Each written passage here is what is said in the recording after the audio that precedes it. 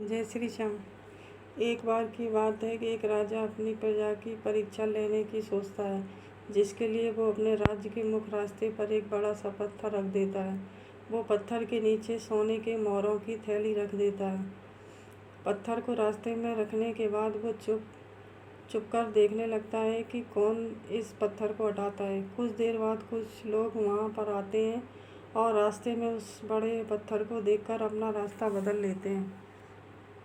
फिर कुछ देर बाद राजा के दरबार के कुछ मंत्री उस रास्ते पर आते हैं और रास्ते में पड़े उस पत्थर को देखकर बहुत गुस्सा होते हैं। वो लोग आपस में बातें कर रहे होते हैं कि राजा अपने राज्य का ध्यान अच्छे से नहीं रखता।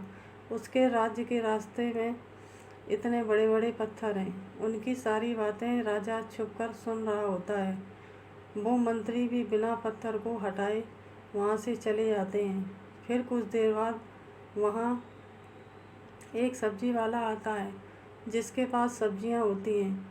वो रास्ते में पड़े पत्थर को देखकर अपनी सब्जियों को नीचे रखकर उस पत्थर को हटाने लगता है। काफ़ी मेहनत के बाद वो उस पत्थर को हटा देता है। पत्थर के नीचे उसे मोहरों की थैली मिलती है और साथ में एक चिट्ठी मिलती है, जिसमें लिखा होता है कि ये मोहरें पत्थर हटाने वाले के नाम। राजा की तरफ से वो सब्जी वाला बहुत खुश होता है। राजा ये सब देख रहा होता है। वो सब्जी वाले से आकर मिलता है और उसे इस काम के लिए शाबाशी देता है तथा उस सब्जी वाले को अपने दरबार में एक खास पद पर नियुक्त भी करता है। दोस्तों, इस कहानी से हमें ये सीख मिलती है कि हमारी ज़िंदगी में आने वाली मुश्किलें हमें आगे बढ़ने का एक मौका देती हैं।